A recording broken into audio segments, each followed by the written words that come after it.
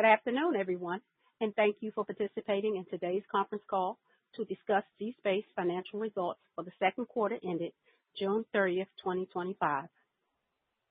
Joining us today are zSpace CEO Paul Kellenberger, CFO Eric DeOliveira, and Greg Robles from Investor Relations. Following their remarks, we'll open the call for analyst questions. Before we go any further, I would like to turn the call over to Mr. Robles as he reads the company's safe harbor statement. Greg, please go ahead, sir. Thanks, operator. Good afternoon, and thank you for joining our conference call to discuss our second quarter 2025 financial results. Before we begin, I'd like to remind everyone that certain statements made on this call may be considered forward-looking statements. These statements are based on our current expectations and beliefs and are subject to risks and uncertainties that could cause actual results to differ materially. Additionally, we may discuss certain key business metrics, which are non-GAAP financial measures. A description of these non-GAAP measures and any comparison to the most directly comparable GAAP measures can be found in our earnings release on the Investor Relations section of our website. Now, I would like to turn the call over to the CEO of zSpace, Paul Kellenberger. Paul? Thank you, and good afternoon, everyone. Thank you for joining us for our second quarter earnings call. I am Paul Kellenberger, CEO of zSpace, and with me is Eric DeOliveira, our Chief Financial Officer. We're both excited to be here with you to discuss zSpace, our Q2 performance, and our plan to drive growth. To begin, we're operating in a challenging and evolving macroeconomic environment. Global trade dynamics remain unpredictable, and ongoing changes in U.S. education policy continues to cause funding uncertainty and delays for our school district customers, a trend that began in Q1. Despite these headwinds, zSpace remains well-positioned to navigate and capitalize on the shifting landscape. We're particularly focused on 4 key policy trends that directly impact our business. Number 1, decentralization of federal funding. The continued redirection of education dollars from the federal to state level is creating a more localized decision-making environment, opening doors for zSpace to align with state-specific priorities and build deeper partnerships. Number 2, expansion of school choice. The increased emphasis on charter schools and voucher programs is accelerating demand for flexible, high-impact instructional solutions across a growing diversity of educational models. Number 3, focus on flexibility and innovation. States now have greater autonomy to invest in emerging technologies and instructional approaches. zSpace's immersive learning platform is well-suited to meet this call for innovation. And the 4th item, implementation of block grants. A central feature of the Department of Education's current approach. Block grants consolidate categorical programs into broader funding pools, giving states greater freedom to allocate resources.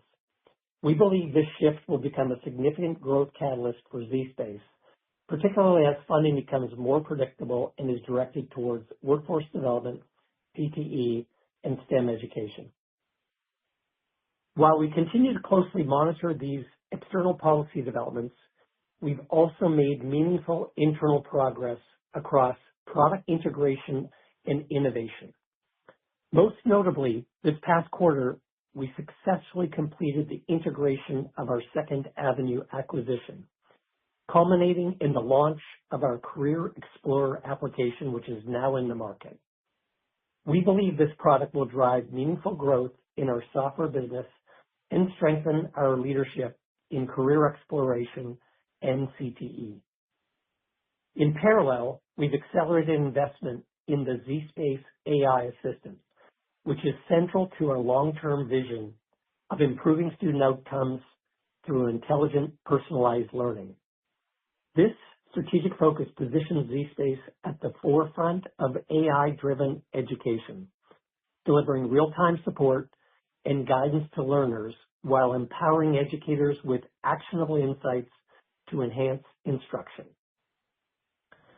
In the areas of industry recognition and customer momentum, I would like to illustrate our momentum and success with a few examples. In June, zSpace was honored with the Tech and Learning Award at ISTE, the largest annual K-12 education conference in the U.S., further validating our innovation and impact. We also achieved several key strategic customer wins across both new and existing markets, reinforcing our value proposition in the competitive and rapidly evolving education sector. The first example is Northwell School of Health Sciences, which is a collaboration with New York City Public School District funded by the Bloomberg Philanthropies organization.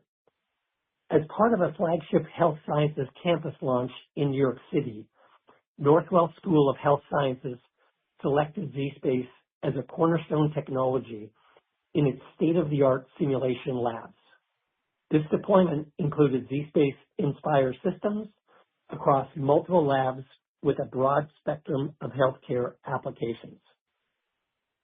The second example I would like to highlight is the Mendota Unified School District here in California. They implemented zSpace Imagine systems at 3 elementary schools as part of an early STEM and career exploration initiative, marking a major investment in immersive learning at the K-5 level. Overall, we remain confident in the long-term potential growth of zSpace and our ability to deliver on our vision. That said, we are approaching the second half of the year with measured caution, given the continued uncertainty in the broader macroeconomic and education funding environment. Importantly, this caution is not a reflection of customer demand. In fact, as evidenced by recent wins and ongoing engagement, both existing customers and prospects continue to express interest in our solutions and a desire to expand usage. The challenge lies not in demand, but in the persistent delays and constraints around funding. We believe that as the federal education policy continues to take shape and funding mechanisms become more predictable, the longer-term outlook for zSpace will strengthen.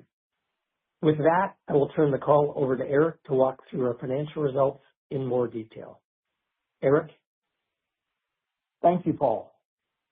As you consider our results, a reminder that our revenues are substantially recognized upon shipment of laptop units or fulfillment of software license keys.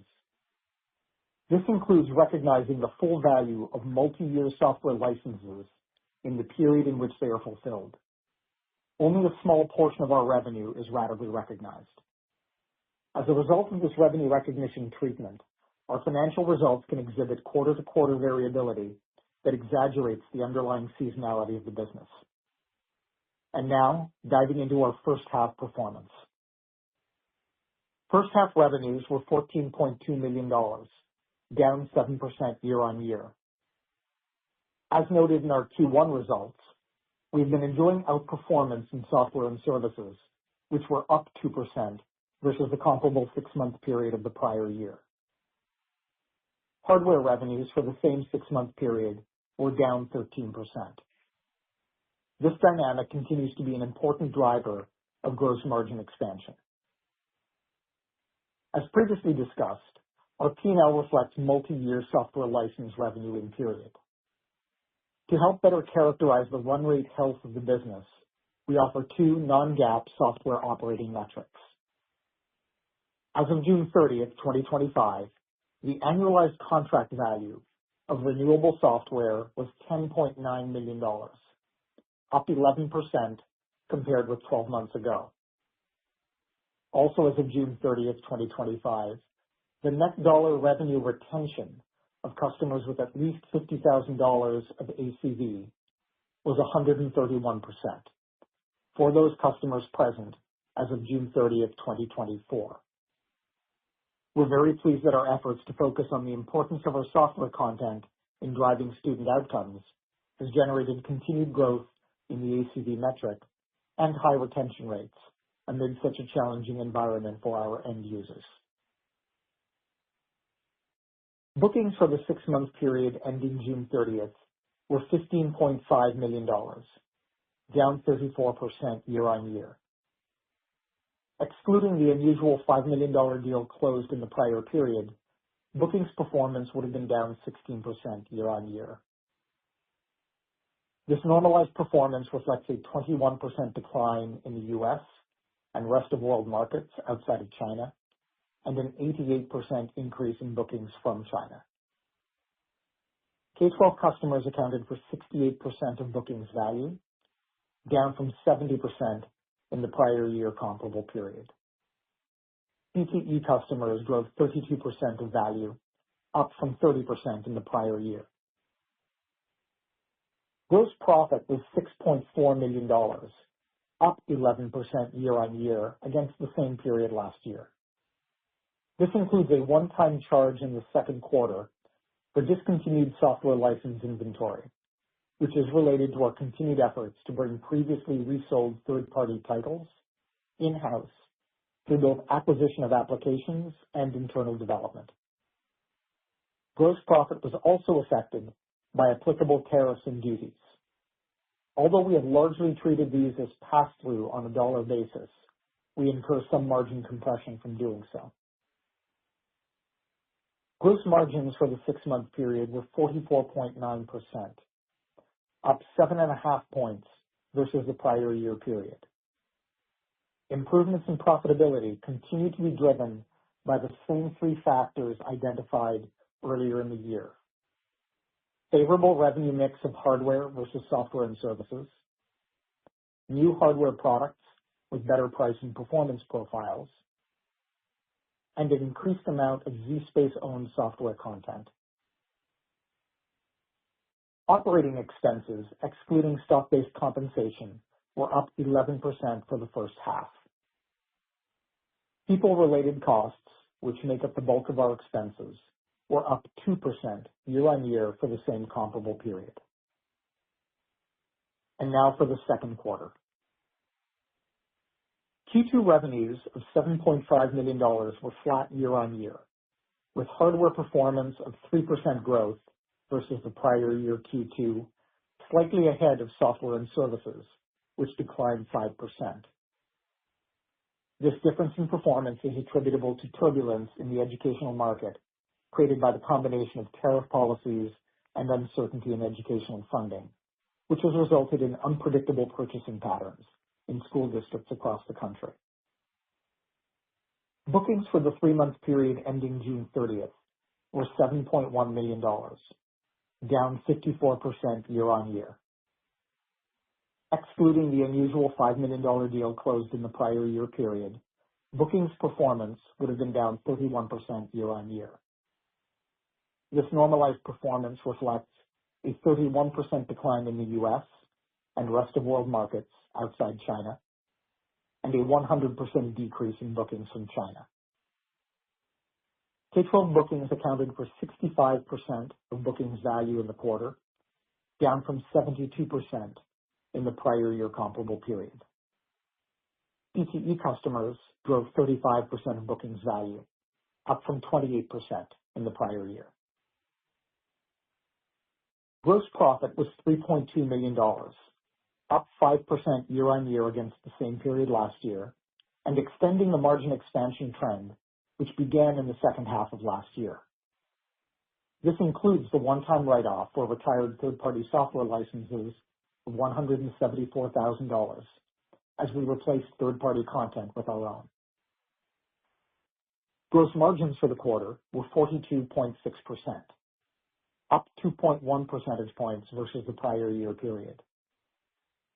Normalizing for the impact of software license write-offs and the impact of tariffs, gross margin would have been 46%, or 6% of expansion compared with Q2 of 2024. Operating expenses for the quarter, excluding stock-based compensation, were up 10% year-on-year. People-related costs, excluding stock-based compensation, which make up the bulk of costs, were up 7% year-on-year for the same comparable period. Our reported results include $1.9 million in stock-based compensation expense, attributable to restricted stock units granted in Q1 as part of our employee equity incentive program, Relative to the 22.8 million shares issued and outstanding at the start of the year, we continue to manage the issuance of RSUs as part of the Employee Equity Incentive Program to a target burn rate of less than 7% for the full year.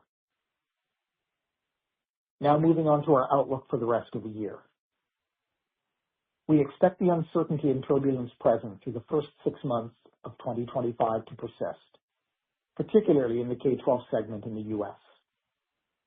Education customers continue to take longer to identify funding sources for zSpace's K-12 AR/VR classroom solutions, even as some accelerate their purchases to lock in pricing and availability for the remainder of the year. The overall impact for zSpace remains unclear at this time.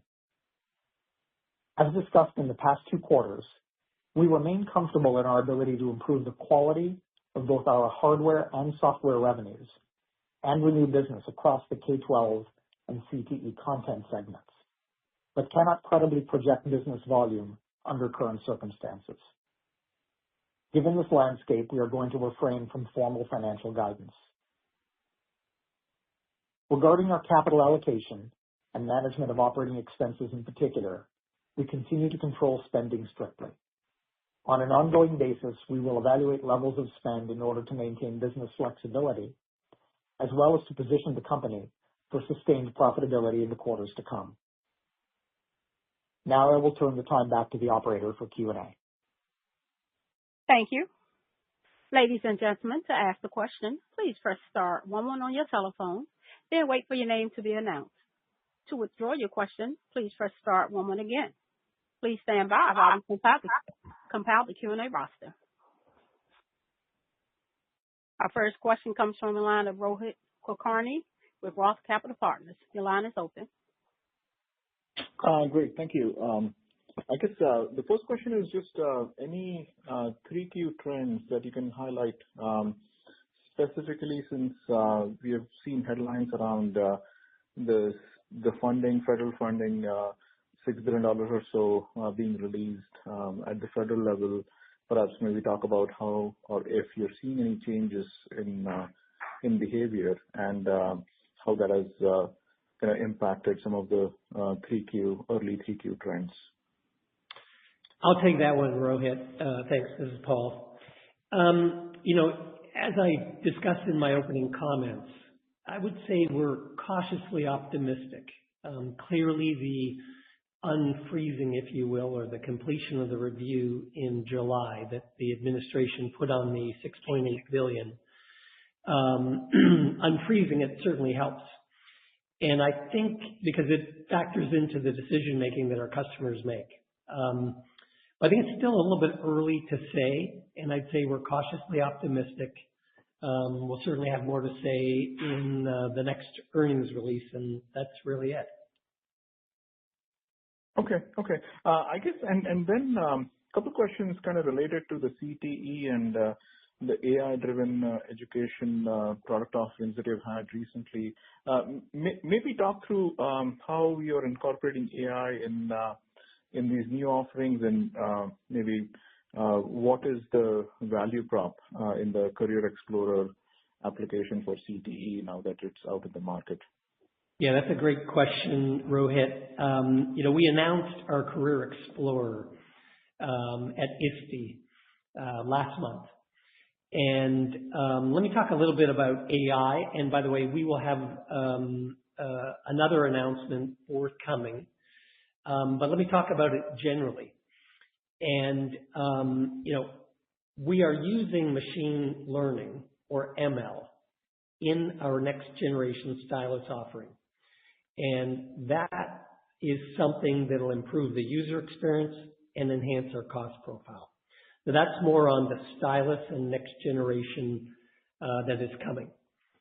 On the software side of it, our zSpace AI Assistant, which again, there will be something in the public domain in the next week or so here on this, along with and within our Career Explorer application, are really unique in that they combine zSpace's immersive technology with our AI-driven personalization. And this is something we've been working on for quite a while. that ultimately deliver educational experiences that are impossible via traditional methods or 2D platforms. And again, you'll be seeing more about that in the coming months.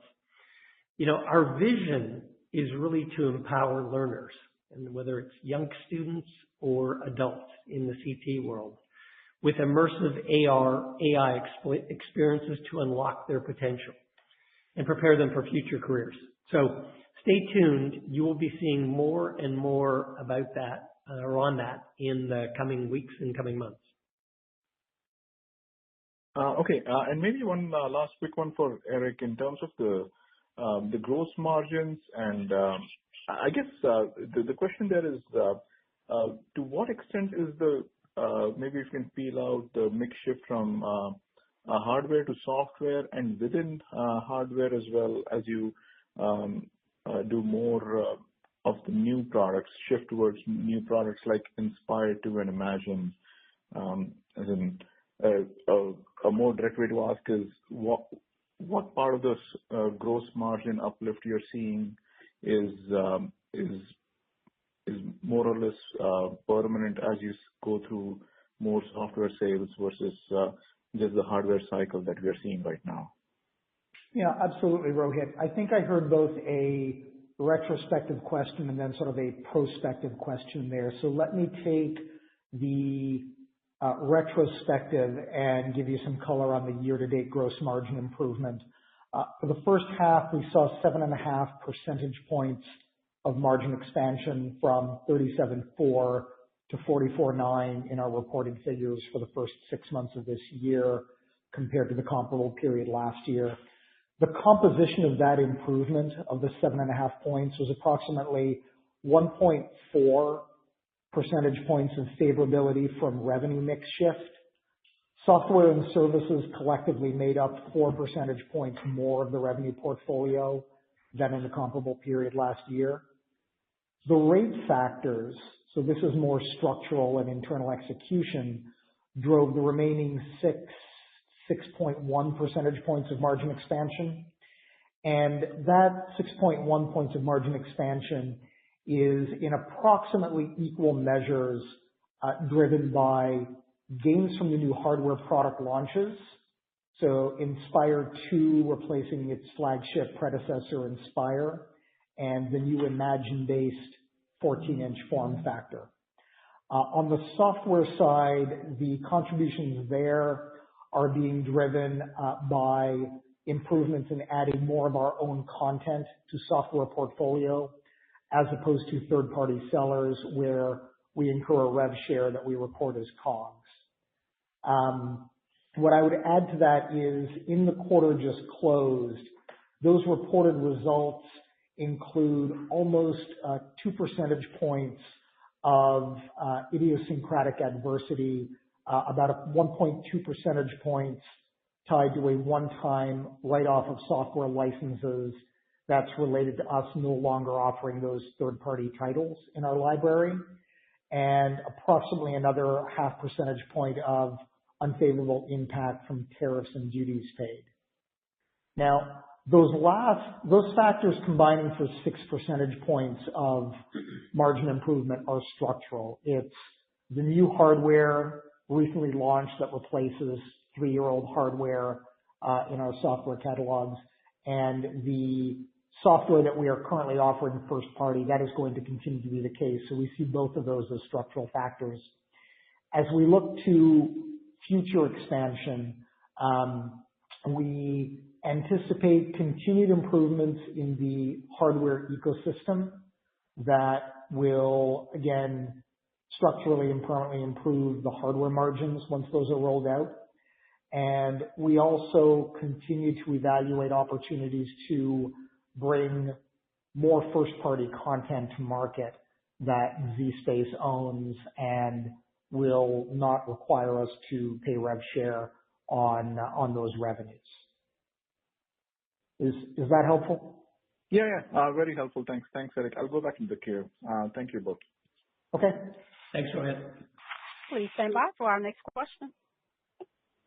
Our next question comes from the line of Alex Paris with Barrington Research. Your line is open. Hi, guys. Thanks for taking my questions. I have a couple of questions here. First one, just off the top of my head, since you kind of finished on it. The tariff impact was certainly less than I would have expected in the second quarter, and there was virtually no impact in the first quarter, about $100,000 or so you said in the second quarter. What are your thoughts regarding tariffs on the second half? So the tariff picture continues to be volatile, and our intention is, for the most part, to pass through the cost of tariffs on a dollar basis. Now, it's both volatile and unpredictable in terms of the customer mix of shipments that will be shipping to, and obviously tariffs have a significant geographic impact or a geographic component to their magnitudes. Going forward, our intention is to continue to pass through the cost of tariffs on a dollar basis to the extent that the market continues to support that. When we do that on a dollar basis, we nonetheless see some percentage base compression of margins because we're not marking up tariff costs with a profit margin on top of that to our customers. Hey, Alex, this is Paul. Maybe just to add to what you said, it certainly wasn't as impactful as we worried about back in, say, March. But again, I think it's 20% we're roughly running right now, and there's threats, quote unquote, to go up to 30, and that assumes that it's coming out of China. So, but as you well know, things are a bit of a moving target when it comes to tariffs. No doubt about it. But didn't you say on the first quarter call that your OEM supplier was looking to move some of their production out of China to another lower tariff market? Yeah, in fact, we actually talked to them this week about it. The core product within zSpace Inspire is actually now being manufactured in Thailand. And that actually manages our way through the tariff component of it. We'll see that benefit probably later this quarter and next quarter. Okay. And then just a couple of others. You talked about bookings being down 54% year over year, macro uncertainty in the U.S. for sure, elongated sales cycles, that sort of thing. I didn't hear you mention anything about the backlog, which I think stood at $9.7 million at the end of the first quarter.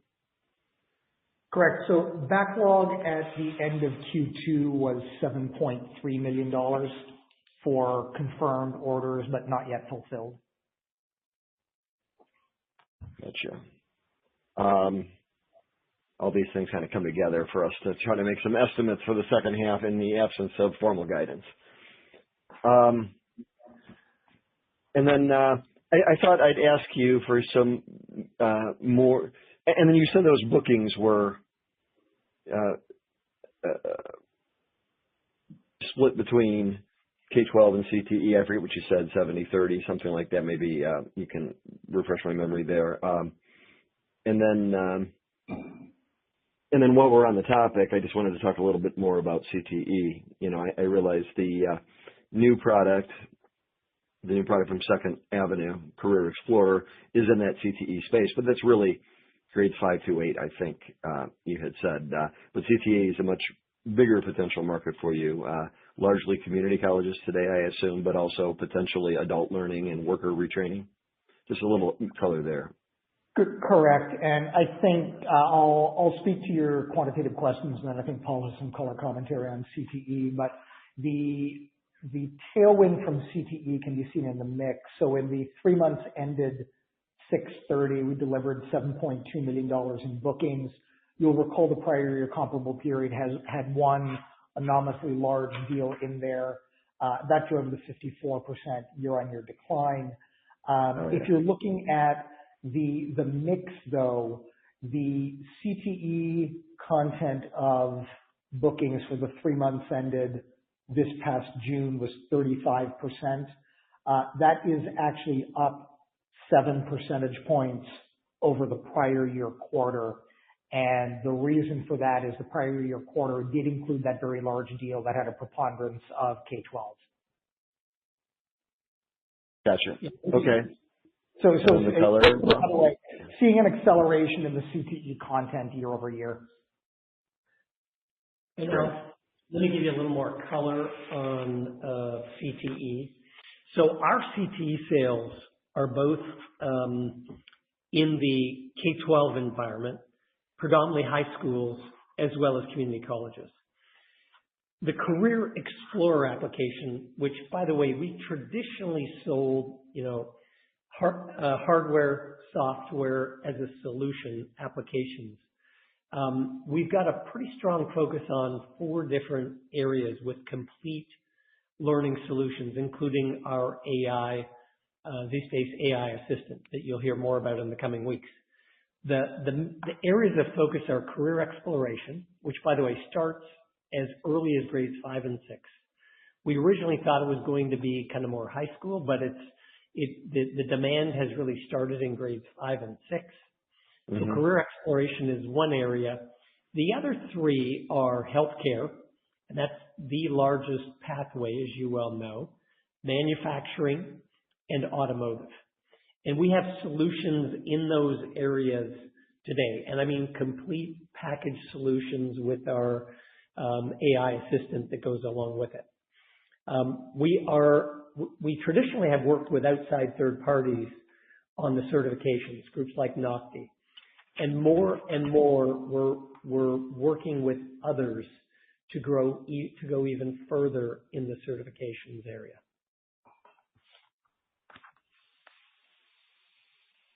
And then community colleges, in terms of revenue or bookings today, is that a majority of CTE or no? I'm going to give you the subjective answer off the top of Paul's head, and Eric may come up with some other data that we can share with you at the right time.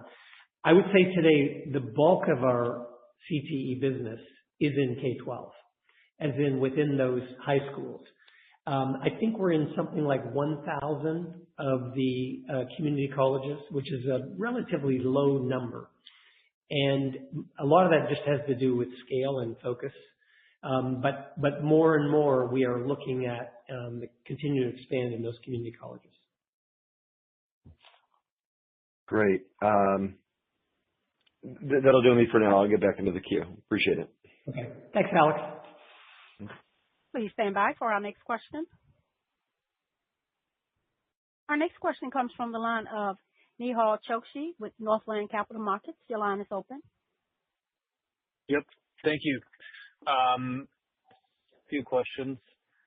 First one is your net dollar revenue retention rate for the quarter is 131%. That's a big jump up from the March quarter of 97%. And I guess in general, it's been kind of volatile. So a couple of questions with respect to NDRR. A, given the volatility of this metric, is it really a relevant metric? And then B, provided that it is, what's the driver of the significant improvement here? Hi, Nehal. So excellent questions. The way I'd characterize this is you'll recall that our net dollar revenue retention firstly requires that we have fulfilled the underlying renewable software in a given period. And because of that, it does carry many of the attributes of our recognized P&L revenue, which can exhibit a lot of variability quarter to quarter. Put another way, in a period in which we ship a significant volume of licenses, you'll see that impact show up in both the ACV and the NDRR metrics at a particular point in time. So there can be some artifacts where if a large order is completed right after or right before or right after a quarter end break point, you'll see that discontinuity show up in the metric. Now, for NDRR, we absolutely believe that this is an important measure of our ability to retain customers and expand their footprint. The driver in this case is a customer that had been with us prior to the prior year endpoint here, so prior to 6/30/2024, placed significant orders in the subsequent period. You're now seeing that show up in this current year-end, current quarter-end measurement point. So we had a couple of significant customers that were with us prior to 6/30/24 in the last 12 months now showing up in this quarter's comparison. You're seeing the jump between their summer purchases from a year ago and purchases made between that period and this current summer. Okay. So if I may summarize, the driver of it was that a customer that hadn't renewed on time eventually renewed, and that basically drove that retention rate up. That is one dynamic. In this case, it was a customer that had actually a handful of customers that had relatively modest ACV footprint, still in excess of $50,000 of annual contract value, made significant subsequent investments to expand their footprint. So the NDRR metric starts with all of the software licenses that were active a year prior. And for that subset of customers, it's looking at the net impact of any churn or attrition there, but also expansion in the footprint of those prior existing customers. So on a net basis, you're seeing the decision of a number of customers to double, triple, quintuple down on their zSpace content and footprint. And that's creating the significant step up in the net dollar revenue retention. Okay. And then you mentioned that excluding the large order from the year ago period, bookings were down 16% year over year. On that basis, can you divvy up the year-over-year bookings performance between CTE and K-12, this effective normalized basis? Yes. So if we're looking at the 6-month period ending 6/30, bookings normalized for that $5 million deal last year in total were down 16% year on year. The U.S., on that same normalized basis, we saw U.S. down 17% for the first 6 months of the year. Rest of the world, excluding China, down 75%. And China for the first 6 months of the year actually up 88% year on year. And within that U.S. down 17%, can you split that up between the CTE and the K-12 performance? Yes. So I don't have that for just the U.S., but U.S. and rest of world together, K-12, 6 percentage points of expansion from 62% last year to 68% this year. CTE from 38% for 6 months of last year to 32% for 6 months of this year. K-12 exposure up and CTE exposure down. Is that right? On the first 6 months, yes. On the first 6 months. Okay. And do you find that surprising given what appears to be shift in spend towards CTE? No, not so much because, again, we see a certain amount of volatility in the makeup of customers in any of the particular periods. And the question you're asking really gets at that. If you look at the business inclusive of that large deal from last year, that was precisely the kind of deal that skews things heavily towards K-12 in the prior year period. And so when you pull that out, particularly on the 3-month period where that deal sat, you then see the acceleration in CTE for the past 3 months. Okay. And I think you've done multiple different types of capital raises since the March quarter close. Can you recap those capital raises and the impact on shares outstanding? So the main capital raise that we concluded was in the second quarter. We closed on a convertible offering that was a $20 million facility, of which we drew down $13 million.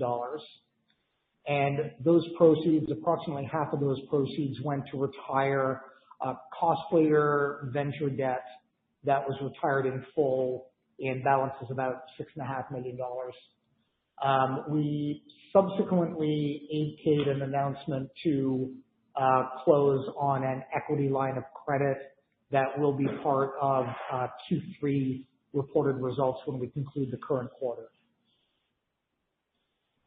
What's the capacity of equity line of credit?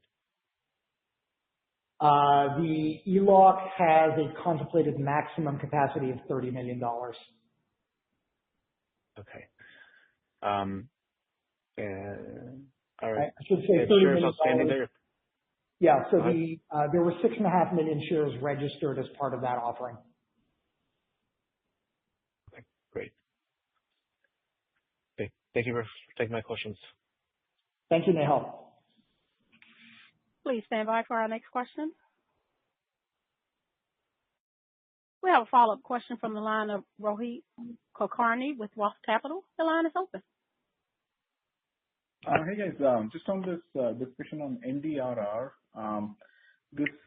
maybe the why behind this jump in terms of our existing customers buying more units, or are they buying that's leading to more software, or is that existing units, existing classrooms, and they're going in new kind of categories of content?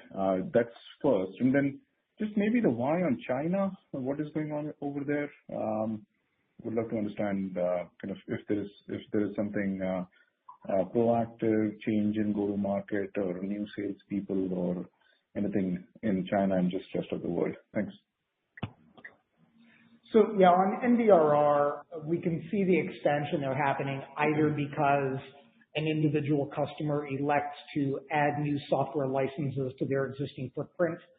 When that customer decides to expand their actual, table footprint, seat footprint, how many laptops they have, we only count the addition of renewable software licenses on their expanded footprint. So if they decide to kit out a second or a third classroom, the impact of renewable software in those extra classrooms rolls into NDRR through the annualized contract value that customer has expanded. Does that math make sense? Yeah. So just to clarify that, Eric, so if I had just one classroom with 20 laptops and instead of adding a module of biology, I go and add one more module of another category of content, would that show up in NDRR or would that not? Yes. Only if, and this only applies for customers who have at least $50,000 in PV in the prior period. But yes. Okay. And then just the overall go-to-market and sales hiring and specifically like resellers in China, rest of the world? Yeah, let me answer your China question first, Rohit.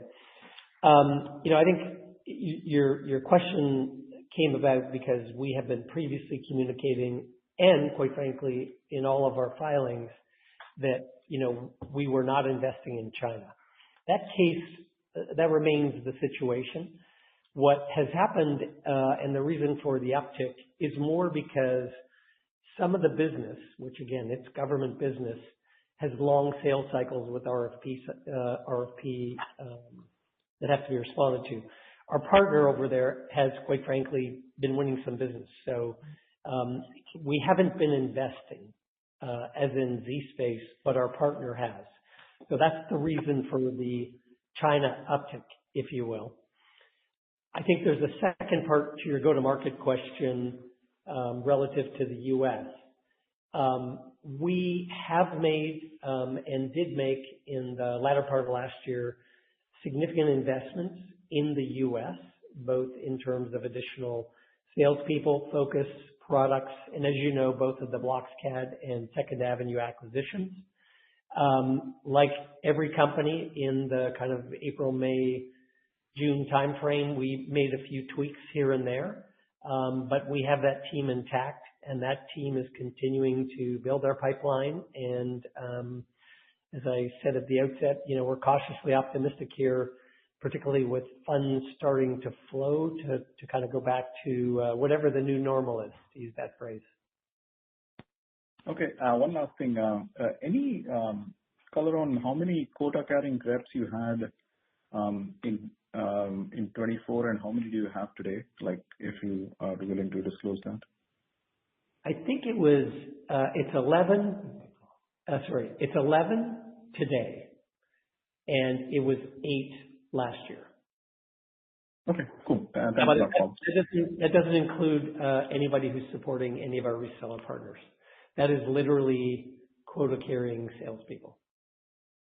Okay, awesome. Thanks, Paul. Okay. Thank you, Rohit. Ladies and gentlemen, I'm showing no further questions in the queue. I would now like to turn the call back over to Paul for closing remarks. Thanks, Wanda. I'd like to thank everybody again for listening in today and for the folks that asked the questions. Much appreciated.